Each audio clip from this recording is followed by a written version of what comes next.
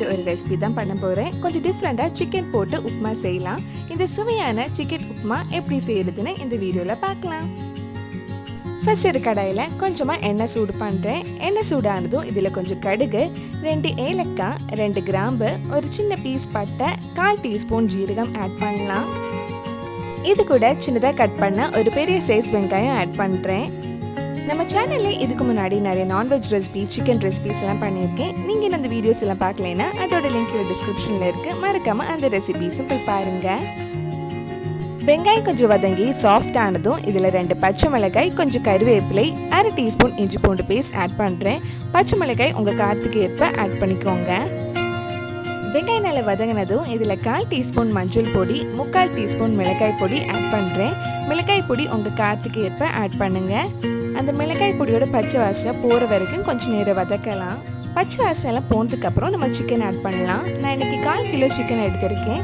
Chicken குட்டி குட்டி பீஸாக இருந்தால் நல்லாயிருக்கும். சிக்கன் இந்த மசாலா கூட சேர்த்து நல்லா மிக்ஸ் பண்ணிக்கோங்க. சிக்கனுக்கு தேவையான உப்பை ஆட் பண்ணி ஒரு வாட்டி மிக்ஸ் பண்ணதுக்கப்புறம் லோ டு மீடியம் ஃப்ளேமில் மூடி வச்சு சிக்கனை வேக வைக்கலாம். சிக்கன் வேகிற டைமில் நீங்கள் ரவை நல்லா வறுத்து எடுத்துக்கலாம். நான் இன்றைக்கி உப்புமா பண்ணுறதுக்காக வறுத்த ரவை தான் எடுத்திருக்கேன்.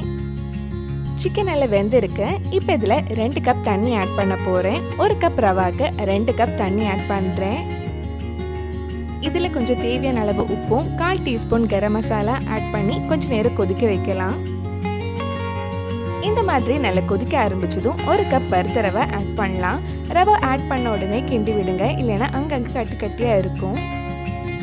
ரவை வேகிறதுக்கு ரொம்ப டைம் ஆகாது, சீக்கிரமே வெந்துடும். லோ டு மீடியம் ஃப்ளேம்லேயே வச்சுக்கோங்க. இந்த மாதிரி ரவை நல்லா வெந்ததும் இதில் கொஞ்சம் மல்லியில ஆட் பண்ணி ஸ்டவ் ஆஃப் பண்ணதுக்கப்புறம் ஒரு 5 நிமிஷம் மூடி வச்சுருங்க. கடைசியாக தாளிக்கிறதுக்காக ஒரு சின்ன கடாயில் கொஞ்சமாக நெய் ஆட் பண்ணுறேன். நெய் சூடானதும் இதில் கொஞ்சம் கேஷ்யூஸ் போட்டு ஃப்ரை பண்ணலாம். கேஷ்யூஸ் நல்ல கோல்டன் கலர் ஆனதும் நம்ம ரெடி பண்ணி வச்சுருக்கிற ரவால போட்டு மிக்ஸ் பண்ணால் நம்ம சுவையான சிக்கன் உப்புமா ரெடி ஆகிடும். இதோட வாசனையே சூப்பராக இருக்கு. கண்டிப்பாக நீங்களும் இந்த சுவையான சிக்கன் உப்புமா உங்கள் வீட்டில் செஞ்சு பாருங்கள். பிடிச்சிருந்தா இந்த வீடியோவை லைக் பண்ணுங்கள், உங்கள் ஃப்ரெண்ட்ஸ் அண்ட் ஃபேமிலிக்கு ஷேர் பண்ணுங்கள். வேறு நல்லா சிக்கன் ரெசிபி நம்ம சேனலில் ட்ரை பண்ணலான்னு கீழே கமெண்ட் பாக்ஸில் சொல்லுங்கள். நீங்கள் இன்னும் என்னோட சேனலை சப்ஸ்கிரைப் பண்ணலைன்னா மறக்காமல் சேனலையும் சப்ஸ்கிரைப் பண்ணுங்கள். கூடவே அந்த பெல் ஐக்கனையும் ப்ரெஸ் பண்ணால் நான் புது வீடியோ போட்ட உடனே உங்கள் ஃபோனுக்கு நோட்டிஃபிகேஷன் வந்துடும்.